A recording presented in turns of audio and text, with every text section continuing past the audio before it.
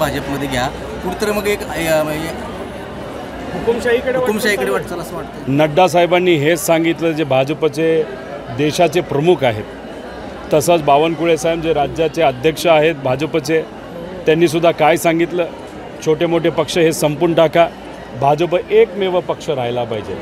त्याचा अर्थ आता आपण हुकुमशाहीकडे जायला लागलेलो आहोत। म्हणजे 2024 नंतर संविधान या देशामध्ये राहणार नाही, लोकशाही या देशामध्ये राहणार नाही।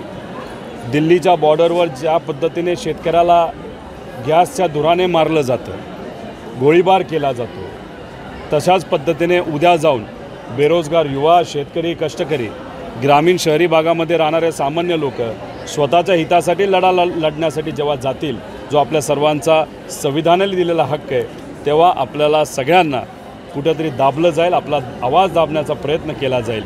त्यामुळे बावनकुळे जे इथं साहेब जे बोलत आहेत ते एकच दिशेने आपल्या सर्वांना लक्ष देण्यासाठी सांगतात, ते म्हणजे हुकुमशाहीच्या दिशेने।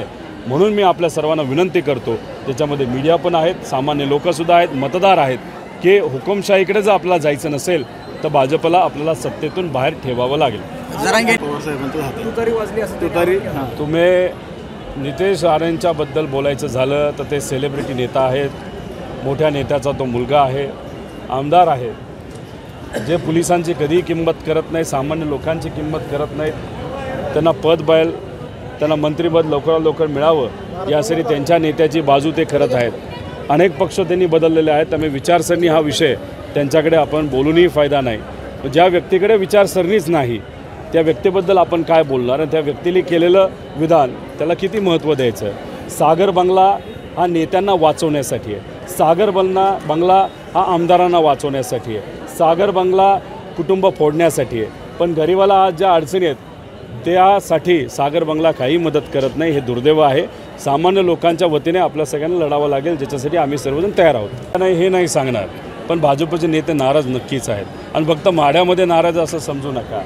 अनेक असे भाजपचे नेते आहेत, आमदार आहेत, जे अनेक वर्षांपासून भाजपमध्ये काम करतात, भाजपच्या चिन्हावर निवडून आलेले आहेत। त्यांच्या सगळ्यांची अपेक्षा होती की त्यांना मंत्रिपद मिळेल, पण त्यांना मंत्रिपद न मिळता इम्पोर्ट केलेले, ज्यांच्यावर भाजपलीच भ्रष्टाचाराचे आरोप केले, अशा नेत्यांना मंत्रिपद मिळाले। त्याच्याचबरोबर राज्यसभेचं खासदारकीसुद्धा तिथं मिळालेली आहे। त्यामुळे महाराष्ट्रामध्ये भाजपचे अनेक असे नेते आहेत जे भाजपला प्रामाणिक होते, पण आज ते त्यांच्यावर नाराज आहेत। फक्त माढ्यापुरतं नाही तर अख्ख्या महाराष्ट्रामध्ये ही परिस्थिती आहे। लोकसभा एकदा होऊ द्या, विधानसभेला मजा बघा बीजेपीची। दादा, काल ज्यावेळेस रायगडावरती तरी विरोधी पक्ष जे आता सत्ताधारीत आहेत तुतारीच्या विरोधात, ते तुतारीवर बंदी आणू शकतील? काही सांगता येत नाही। तुम्ही जर बघितलं तर योग्य असं चिन्ह हे आदरणीय पवार साहेबांना मिळालेलं आहे। परंपरा जर या महाराष्ट्रामध्ये कुणी जपली असेल शिवशाहू फुले आंबेडकरांची, तर आदरणीय पवार साहेब आहेत। असे अनेक चांगले विचाराचे नेते आहेतच, पण त्यामध्ये एक पवार साहेब येतात। संतांचे खऱ्या अर्थाने एकोपा, बंधुभाव याचा विचार जर कुणी जपला असेल तर ते आदरणीय पवार साहेब आहेत। आणि या तुतारीबद्दल बोलायचं झालं तर ते एक परंपरेचं प्रतीक आहे। सामान्य लोकांच्या आनंदामध्ये तुतारी वाजवली जाते, आणि जेव्हा संघर्षाची भूमिका आपण व्यक्त करतो तेव्हासुद्धा तुतारी वाजवली जाते। त्यामुळे सामान्य लोकांचं प्रतीक हे राष्ट्रवादी काँग्रेस शरदचंद्र पवार या पार्टीला मिळालेलं आहे, आणि त्याच विचाराने आम्ही सर्वजण लढू। पण विरोधकाची खूप मोठी अडचण होणार आहे। लग्नात ते गेल्यानंतर तिथंसुद्धा तुताऱ्या वाजणार आहेत। काही दिवसांपूर्वी काही विरोधातले नेते लग्नात गेले होते, त्यांच्या अवतीभोवती तुताऱ्या वाजल्या। ज्या पद्धतीने त्या लग्नामध्ये तुताऱ्या वाजल्या, लोकसुद्धा लोकशाहीच्या माध्यमातून या लोकांच्या तुताऱ्या वाजवतील, आणि लोकांच्या विचाराची सत्ता ही म्हणजे महाविकास आघाडीची सत्ता या महाराष्ट्रामध्ये आल्याशिवाय राहणार नाही। लोकशाही मराठी ऐका, पहा, जागरूक रहा।